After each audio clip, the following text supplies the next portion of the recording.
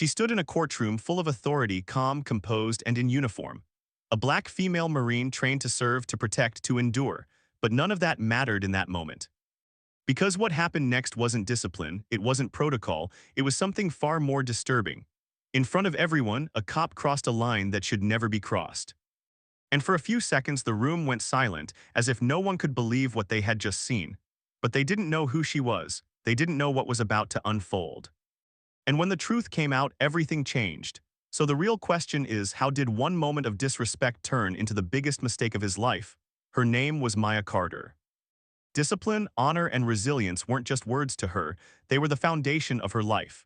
As a Marine, she had spent years pushing past limits most people couldn't imagine. Early mornings, relentless training, and the constant pressure to prove herself in a world that often doubted her before she even spoke. But beyond the uniform, Maya was quiet, focused. The kind of person who didn't look for trouble, she avoided it. She believed that if she did everything right, stayed composed, and respected the system, that respect would be returned. That day she walked into the courtroom not as a soldier, but as someone simply doing her duty. Calm, professional, prepared, the kind of presence that usually went unnoticed until it didn't. Because from the moment she stepped inside, something felt off. Eyes lingered a little too long. The tone in the room carried a weight she couldn't ignore. It wasn't loud, not obvious, but it was there. And sometimes it's not the things people say, it's what they choose to do next that reveals everything. The room had already settled into a quiet rhythm when it happened. Papers shuffled, low voices echoed, the kind of controlled environment where every movement was supposed to mean something. Maya stood still, her posture straight, her expression calm. She had done this before, stepped into spaces where she wasn't expected, where eyes questioned her before words ever could. But she stayed composed, that's what she was trained to do. Then his voice cut through the room, sharp, dismissive. It wasn't what he said at first, it was how he said it. The tone carried something heavier than authority, something personal. Maya responded the only way she knew how, measured, respectful, but that didn't seem to matter. Because suddenly the attention in the room shifted, all eyes were on her. The officer stepped closer, his presence looming, his patience already gone. There was no escalation, no warning that matched the reaction building in his body, just tension rising too fast, too unfairly. Maya felt it, that familiar pressure. The kind that told her this wasn't about rules anymore. This was about perception, judgment, bias that didn't need proof. Still, she didn't move, didn't raise her voice, didn't break.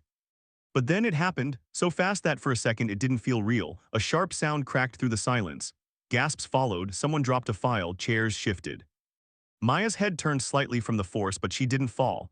She didn't react the way they expected her to. No shouting, no retaliation, just stillness. And that's what made it worse. Because in that moment it became clear this wasn't about control. It wasn't about order, it was about power. The officer stepped back like nothing had happened, like it was justified.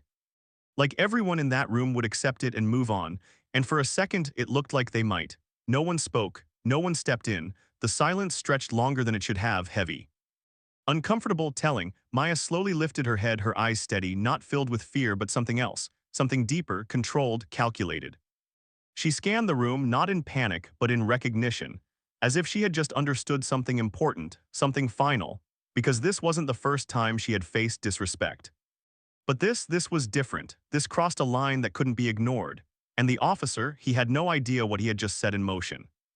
Because while the room stayed silent, while people avoided eye contact, while the moment threatened to disappear like it never happened, Maya made a decision. A quiet one. The kind that doesn't explode right away, but changes everything once it does. And what happened next, no one in that courtroom was prepared for. For a moment, nothing moved. The air in the courtroom felt heavier, like it was pressing down on everyone at once. Then Maya took a single step forward, slow, controlled, not angry, not afraid, certain. Her hand rose not in retaliation, but toward the badge pinned neatly to her uniform. The same uniform they had all overlooked just seconds ago. The same uniform that carried years of sacrifice, discipline, and rank. A quiet murmur rippled through the room, because now they were looking closer, really looking. The officer's confidence flickered, just for a second. His eyes dropped to her uniform, scanning, processing, realizing, and that's when everything shifted. A voice from the back of the room broke the silence. Firm, urgent, calling out a title that instantly changed the weight of the moment. Heads turned, the officer froze. Because the name, the rank, it wasn't something small. It wasn't something he could brush off or overpower. It was authority, real authority, higher than his. Suddenly, the same room that had stayed silent began to stir. People stood straighter. Whispers turned into tension. The balance of power had flipped and everyone could feel it. Maya didn't raise her voice. She didn't need to. Her presence alone said everything. The officer took a step back now, his earlier aggression replaced with something else, uncertainty, then fear. Because in a matter of seconds, the narrative he thought he controlled had completely unraveled. And the worst part, it wasn't just about what he had done, it was about who had seen it. Who had heard it, who was about to make sure it didn't disappear. The silence returned, but this time it wasn't empty, it was charged. Because now everyone in that room understood one thing: this moment wasn't going away. And neither were the consequences that were about to follow. The aftermath didn't explode, it unfolded.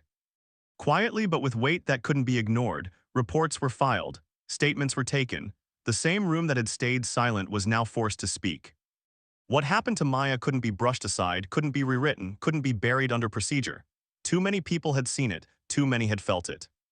The officer who once stood with unchecked authority now stood under scrutiny, his actions questioned, his judgment dissected, and for the first time the power he misused began to slip away. But for Maya, the impact went deeper than any report could capture. She walked out of that courtroom the same way she walked in, composed, disciplined, unshaken on the outside. But inside, something had shifted, not broken but clarified, because she had done everything right. She had followed every rule, shown every ounce of restraint, and still it hadn't protected her. And that truth, it stays with you, yet she didn't let that moment define her. She let it expose something bigger, a reality many try to ignore but far too many live through. This wasn't just her story. It was a reflection of a system where respect isn't always given equally, where judgment can come before truth, where silence can be just as loud as injustice.